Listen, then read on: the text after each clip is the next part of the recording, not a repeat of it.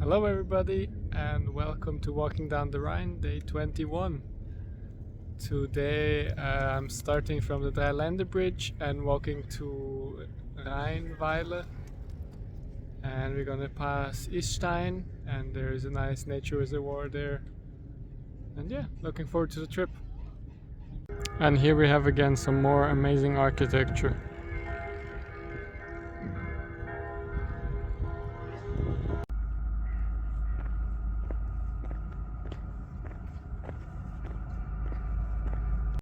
So the Rhine from here on will be surrounded by heavy industries, probably all the way to Rotterdam.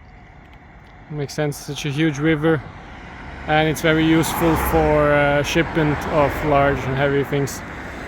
And since 1903 they had an agreement that all the countries can use it from Basel to the ocean freely, and that everybody has to maintain their bits of the river and make it passable to all ships.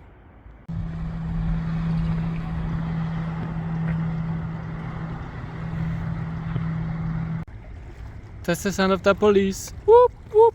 That's the sound of the beats. Whoop whoop. Gotta follow the Rhine. So I wasn't the first one with the idea to get in here. Anyways, it was just a few meters and this door's open for some reason. But it's nice because spiders, because it continues normally afterwards.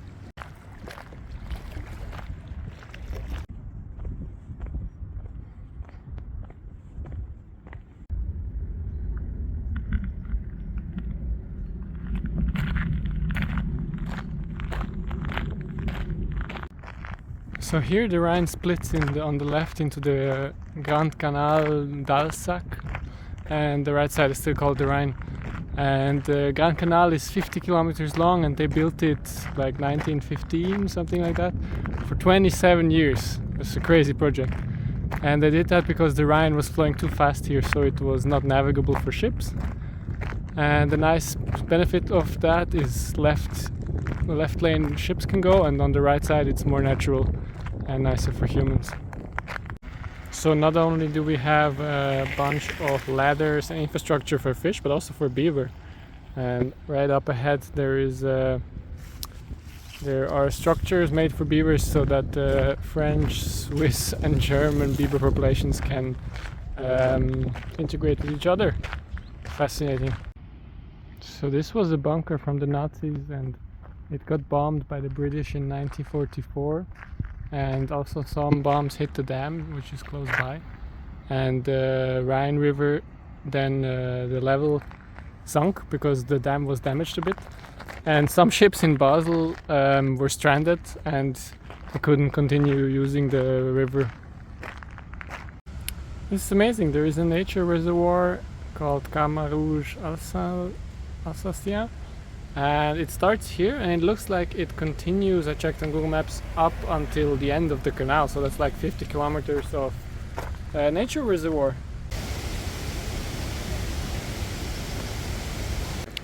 Alright, I just made it to the French side, and the whole nature reservoir is in France. So this part is called Le Petit Rhine, and it's between the old Rhine on the right side and on the left side the canal. It was built 2015. Before it was all just cornfields, and now they have this very nice nature reservoir.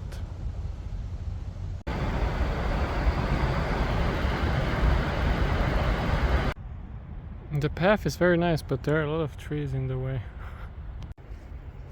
It's getting thicker and thicker. I wonder when the last time was that they did something on this path. I like how it shows a bike.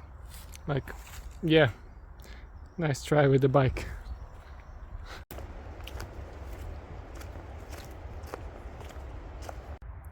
There's 6 different kinds of specht in this forest. The Rhine is coming closer, and in the distance I see some actual bicycles. So this means the path is getting better probably soon. So in the 19th century the beaver was nearly extinct because he was hunted a lot for his fur and meat and other qualities. but then in the 20th century they could grow the numbers of them, and now they're not endangered anymore. Also, what I'm really curious about is how the thing with the UV light works, because I'm pretty sure walking in the sun for 2 hours straight is worse than 1 hour in the sun, and then 1 hour in the shade, and then again 1 hour in the sun. So somehow the body is absorbing some material or something, or repairing the cells during some time. But what's the equation like? How does it work? That would be interesting to know, because in the forest you're always walking some patches in the sun and some in the shade, and I wonder how much sunscreen you actually need. If anybody knows, write it in the comments. So I just came to the place called Isteiner Schwellen, where you can bathe on the other side, and it's quite beautiful.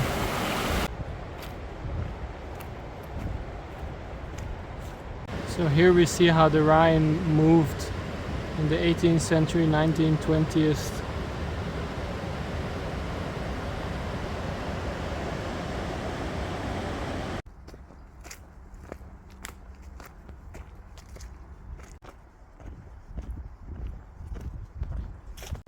Snack time! I found a small spot where I can go for a swim and enjoy lunch. The grass is getting thicker and thicker, and I've walked through so many spider webs, and who knows how many ticks there are here. I'm really glad I have a tick vaccine, so it's no big deal. You know, you walk for an hour and there's nothing, and then suddenly there's this thing. Like, is this so old that the Rhine at some point was here and this was for ships? I mean, maybe. But it's just crazy how much it must have changed then, because now it's just a little creek. So there is another one, and the Rhine here is quite close. So yeah, this must have been like, I don't know, 10 meters higher 80, 90 years ago.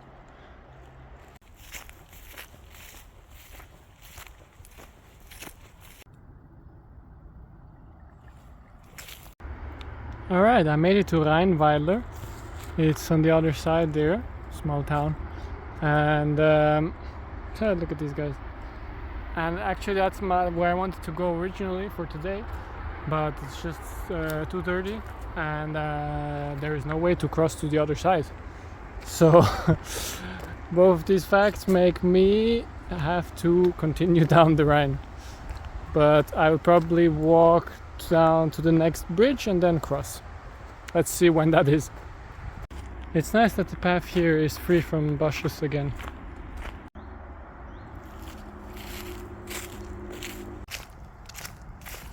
Somewhat this journey is similar to surfing in that regard, that it can be meditative in some aspects, like when there are bigger waves and you're fighting to get out. Sometimes the only thought I have is line up, line up, line up. And just this focus is a very nice feeling. And similarly here, when there is not much to see, not much to do, you just walk, and then the only thoughts you have is walking, walking, walking. It can be really serene and nice, enjoyable feeling. Most of the time it's quite enjoyable. You meet new people, you meet friends, you walk with friends, you're next to the Rhine, it's fun, it's nice weather. Sometimes it can also be a bit of a grind, like today. So many bushes, so many spider cobwebs in my face, and so much climbing over stuff, like here or under stuff. And yeah, it can be a bit exhausting, and you need some willpower to power through it. But in the end, I'm still happy to do it, because it's a challenge, and it's cool. Walk from source of the Rhine to the end. Walking, walking, walking down the river. Alright, the level is increasing, difficulty level. More stuff to climb over, and the path has fallen into the Rhine a little bit. But at least I see the Rhine again, and the weather is so lovely. Not too hot, not too cold, it's just perfect. And we did it! Yay! And I'm out of water. I would love to have some more water.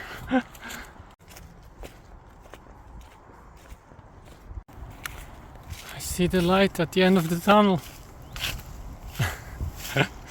Now I'm actually kinda close to the highway to cross to the other side. I'm looking forward to find a restaurant or anything to get a nice cold glass of water and rest my feet and then get back home. So as you can see, I reached the bridge, but it's a highway, so I didn't want to cross it. And there is another dam, and I'm continuing to Neuenburg am Rhein, which is like an hour ahead, and it's quite close to the water, so there is not much backtracking next time. And yeah, there we'll be heading home. Onwards we go. Too many fucking trees on this stupid path. I'm in the jungle. What the fuck?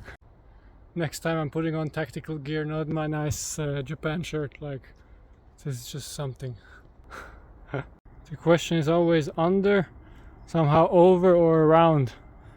But the answer is never very satisfying. I feel like an ostrich fighting everything down with my feet.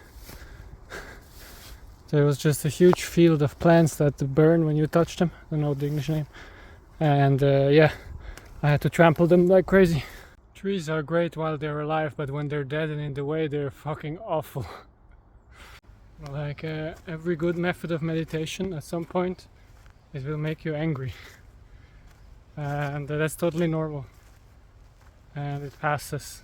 But yeah, if you do these things which are hard, just sitting still for a long time, walking for a long time, it touches something in you, and yeah, it brings it out. But then when it passes, it's nice, peace returns. Another question is, why is that? And I think because both willpower and anger come from the stomach chakra, and you're training your will when you do something like this, which is exhausting and hard, and can bring you to your limits. And then, because they are closely related, you might activate the anger inside of you when trying to train the willpower. That's the best I can put it for now. I made it to Neuhausen am Rhein. I'm fucking tired, but I'm also very grateful for the super nice weather on this weekend and all the nice people I met and the lovely time we enjoyed. And thank you everybody who gave me feedback on the videos and who just said they liked watching them. And thank you very much for watching, and see you next time back here in Neuhausen am Rhein. Bye!